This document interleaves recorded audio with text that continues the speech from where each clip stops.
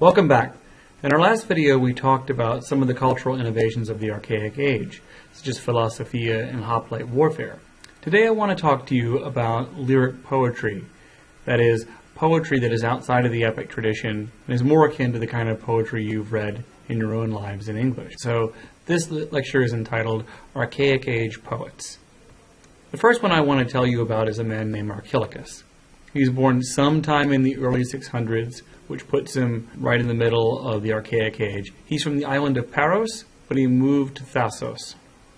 He writes about all kinds of things. He writes about war, love, betrayal, revenge, lust, and how much he hates his enemies.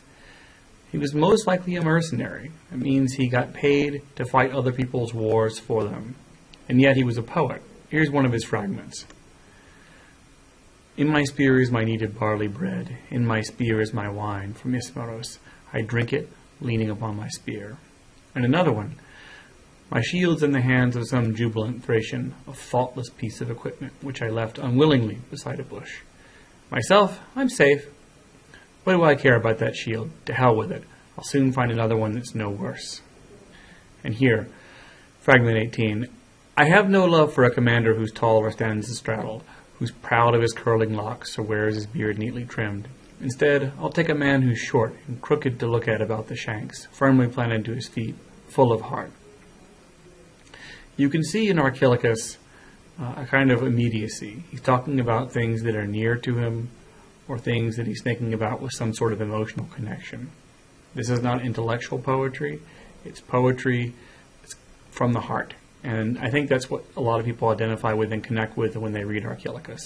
Note, too, that in this poem, he's not really too worried about what others will think of him when he does something like throw away his shield and run away from battle to save his own life. Archaic, who's not a man who lives by the values set out in Homer, he's not so worried about his time or his kleos. He's worried about saving his own neck. Next up is Sappho, from the island of Lesbos off the coast of modern-day Turkey. She lived in the 600s BCE and is one of only 3 women poets of ancient Greece. She wrote mainly about love and did so in a way that captured the imagination of her readers, so much so that Socrates is said to have called her the 10th muse. Here are a couple of her fragments. Some say that a host of horsemen is the most beautiful thing on the black earth, and some say that a host of foot soldiers, some a fleet of ships, but I say it is whatever one loves. I would rather see her lovely step and the glancing brightness of her face than the Lydian chariots and foot soldiers arrayed in armor. Sappho is also not worried about the concerns of the Homeric hero, even though she references them in this fragment right here. She's worried about the love that's on her mind, and she's worried about the thing that captures her affection. Next up is a very different poet, a poet named Tyrtaeus. He's from Sparta and lived sometime in the mid-600s BCE. He's best known for his war poetry. We don't really think of this as a genre now, but Tyrtaeus wrote poetry about war and about fighting, and especially about honor. Tyrtaeus is concerned with his honor, but especially as he stands in relation to his community. Check this out. To fall and die among the forefighters is the most beautiful thing for a brave man who is doing battle on behalf of his country. But to abandon his own city and his fertile fields and take up the life of a beggar is of all things the most painful. Next up is an Athenian poet named Solon, and he's often referred to as Solon the Wise. And this is because he's not just a poet, he's also a statesman. He lived around 640 to around 560 BCE, and he served as an archon, or a lawmaker, in Athens during a time when only a relatively small group of aristocrats or oligarchs were in charge. He made some really important reforms. For example, he helped make sure that the Athenians had a written constitution, and he gave people responsibilities and privileges according to their level of wealth. This seems classist or elitist today, but when we consider the small number of people who actually held responsibility and power before this, we can see that Solon actually opened things up quite a bit to a greater number of people. And we'll talk about why this needed to happen in my next lecture.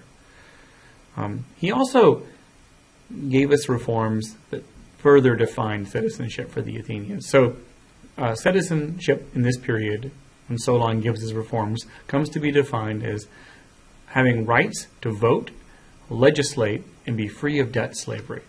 Solon makes it so that you can't be made a slave if you can't pay back your debts. A person's body could not be put up as collateral against a loan. He left Athens for a while to visit Egypt and Lydia, and returned to Athens only to see it fall into the hands of the tyrants. But still he tried. Here he is visiting Croesus, king of Lydia. And here's some of his poetry.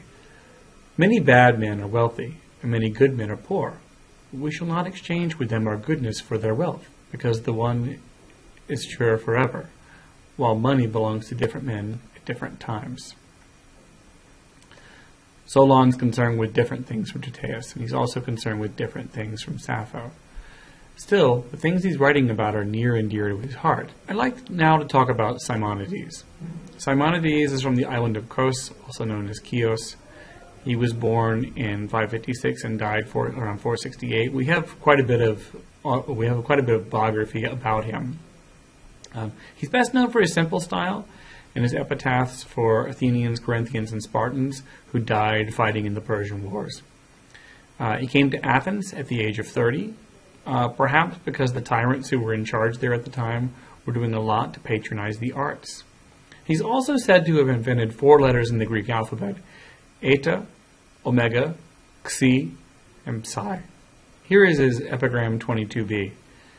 Stranger, report to the Lacedaemonians that in this place we lie, obedient to that people's precepts. When you read about Herodotus and about the Battle of Thermopylae, you'll come to understand what this quotation means. Still, I want you to think about this, regardless of what you know about that battle, in context of people being obedient to a place, because that place is what they love.